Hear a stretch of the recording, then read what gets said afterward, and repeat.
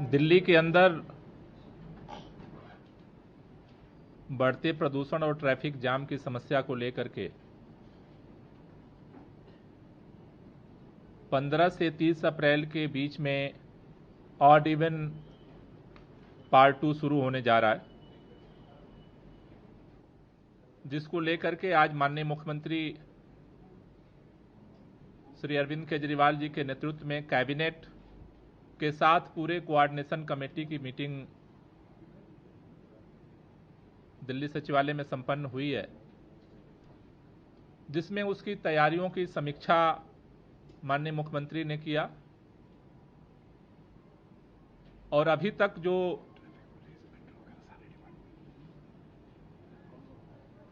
Traffic police की जो तैयारियां हैं, मेट्रो की जो तैयारियां हैं, डीटीसी की जो तैयारियां हैं,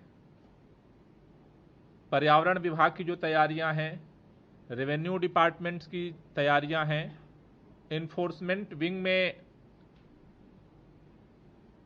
जो पूर्व सैनिकों के भर्ती करने की तैयारी चल रही है, पर्यावरण बस सेवा के रजिस्ट्रेशन की जो प्रक्रिया चल रही है, सभी तैयारियां सही समय पर और संतोषजनक तरीके से चल रही हैं। इन सारे विभागों ने अपने अपने डिपार्टमेंट की रिपोर्ट आज माननीय मुख्यमंत्री को सौंपी है।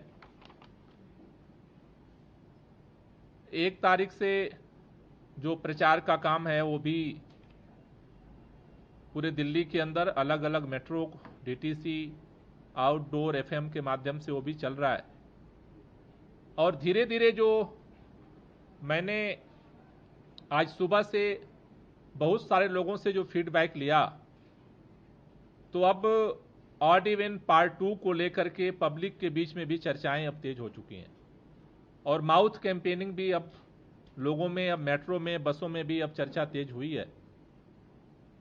इस बीच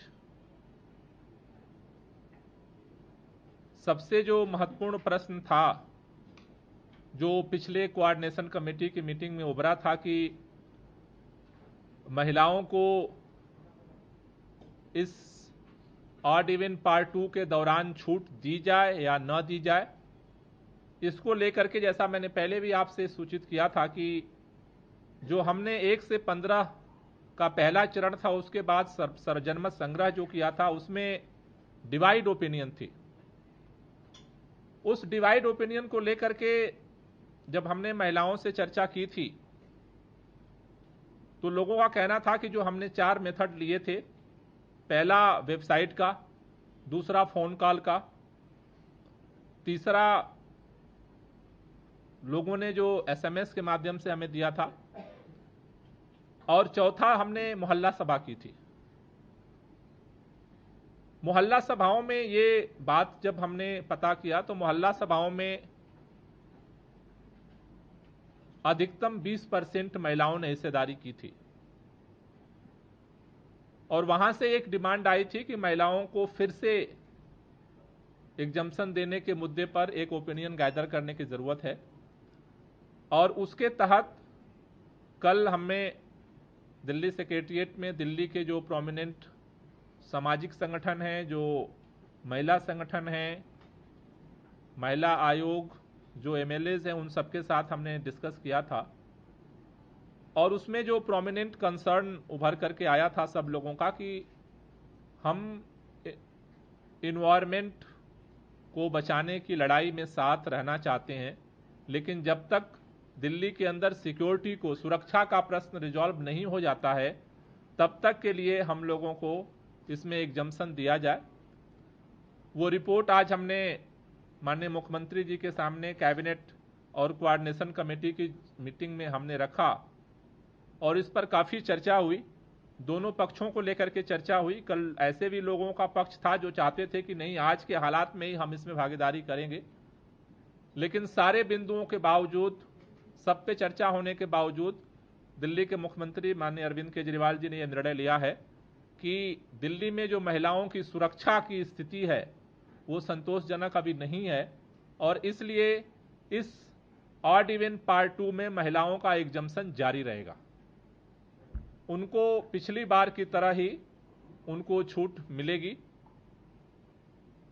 उसके अलावा पिछली बार जो ऑड इवन लागू हुआ था, जो सबसे दूसरे महत्वपूर्ण बिंदु पर चर्चा हुई है आज मुख्यमंत्री जी के साथ मीटिंग में, कि पिछली बार स्कूल सारे बंद थे। इस बार जो ऑड इवन में सबसे बड़ी चुनौती हमारे सामने है वो ये है कि स्कूल खुले हैं और बच्चे स्कूल जाएंगे, स्कूल से बच्चे वापस कैसे आएंगे, एक प्रश्न बना हुआ है जो तमाम गार्जियंस का, और इसको लेकर के आज कोऑर्डिनेशन कमेटी के साथ भी मुख्यमंत्री जी ने डिस्कस किया।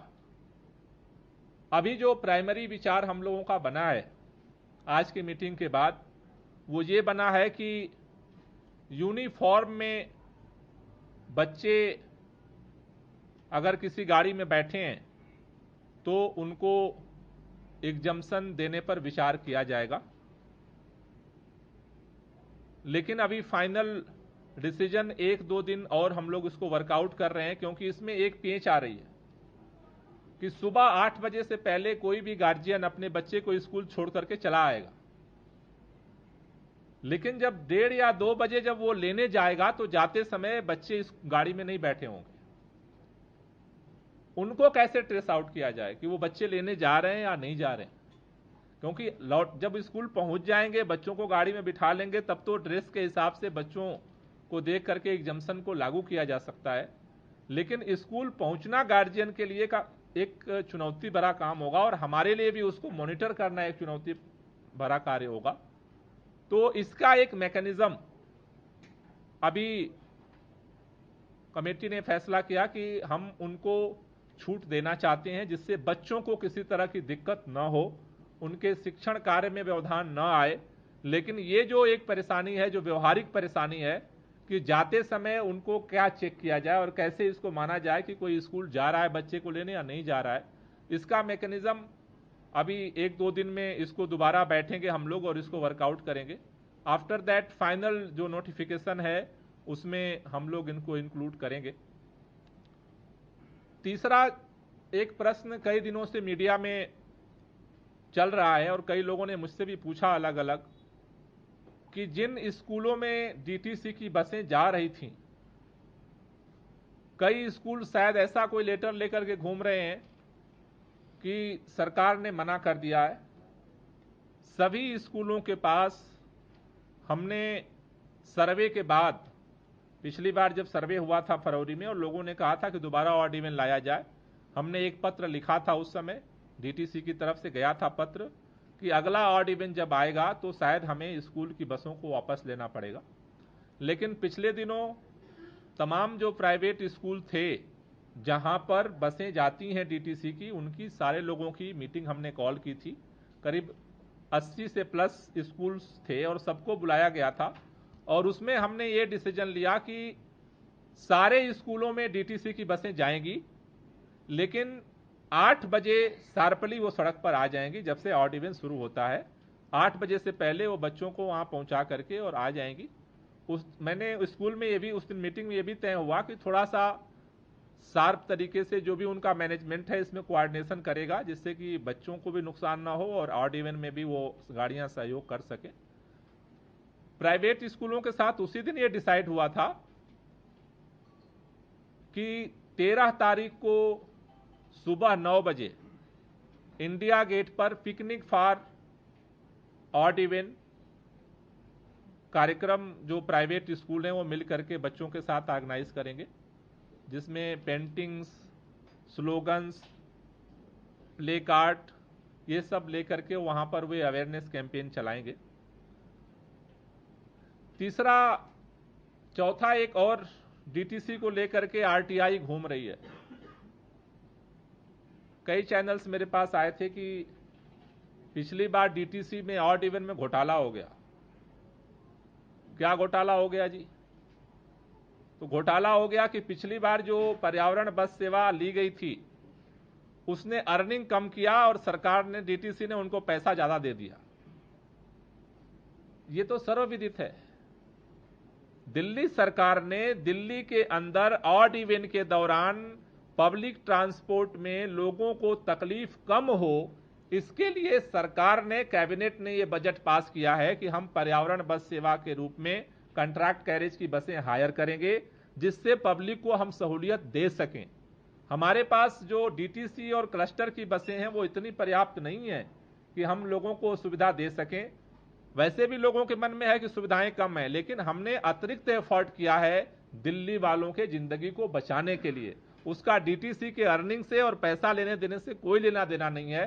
वो डायरेक्ट जो पर्यावरण बस सेवा में बसें रजिस्टर्ड होती हैं, उसका जो पैसा है दिल्ली सरकार सीधे बियर करती है, सिर्फ इसलिए कि ऑड इवन को हम सक्सेस कर सकें और दिल्ली वालों को कम से कम जितना अधिक से अधिक हो सकता है हम उनको सुविधा दे सकें। इसके लिए पर्यावरण बस सेवा पिछली बार भी चली थी और इस बार भी रजिस्ट्रेशन चल रहा है और इस बार भी चलाई जाएगी और उनका भी पेमेंट दिल्ली सरकार करेगी।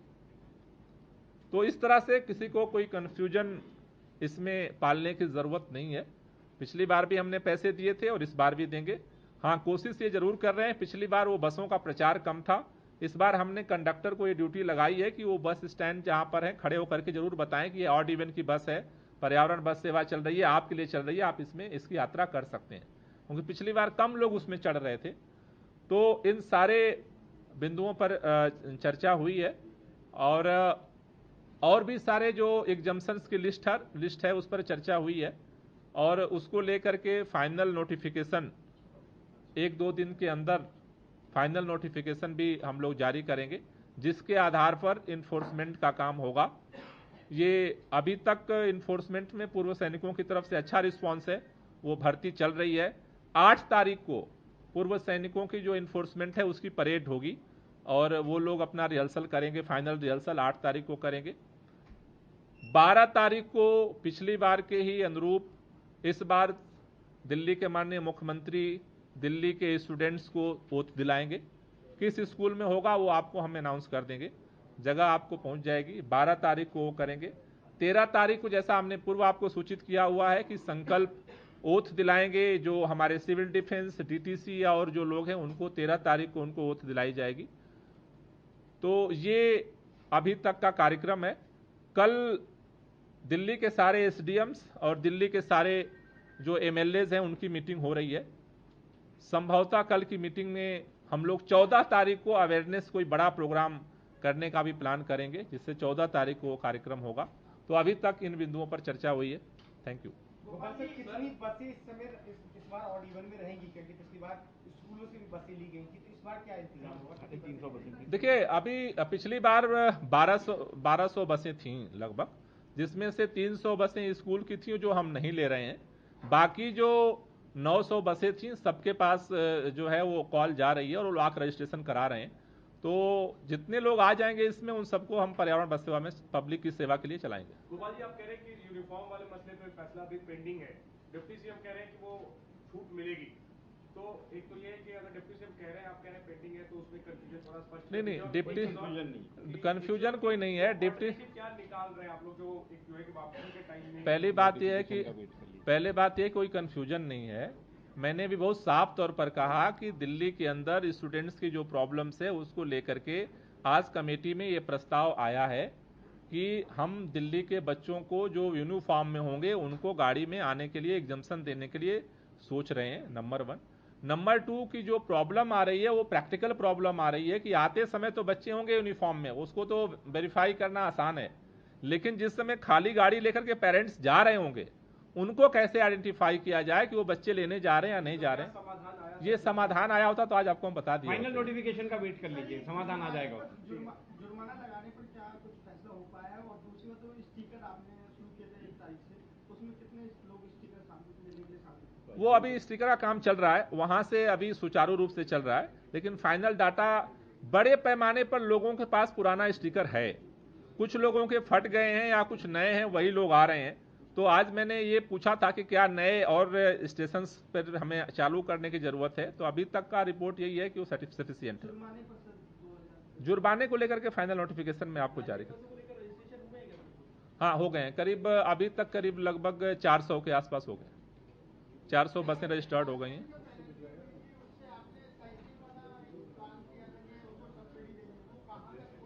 वो उसको लेकर के हमने उसमें बताया था, कमेटी बनाई थी जो एक टोटल प्लान उसको वर्कआउट कर रही है। सब्सिडी तो देने के लिए, क्योंकि वो तो छोटा सा है, लेकिन एक होल पिक्चर में और 10 सड़कों को साइकिल लेन बनाने का, सब्सिडी देने का साइकिलिंग पे, एक टोटल में वो प्लान कर रहे हैं। मेट्रो पे जो बस जहाँ जहाँ मेट्रो है वहाँ पर साइकिल स्टैंड बनाने का, मोहल्लों में फिर उसके पैरेलल उससे कनेक्ट करने वाला बनाने का, जिससे कि एक जगह साइकिल कोई उठाए तो अपने मोहल्ले में जाके छोड़ दे, या मोहल्ले से उठाए तो मेट्रो पे छोड़ दे। तो एक उसका एक होलिस्टिक प्लान पे काम टीम कर रही है। सर, केंद्रीय मंत्रियों को छूट की पिछली बार, इस बार रहेगी या नहीं रहेगी? आप बता दो। रहने मंत्री से जरूरत क्या?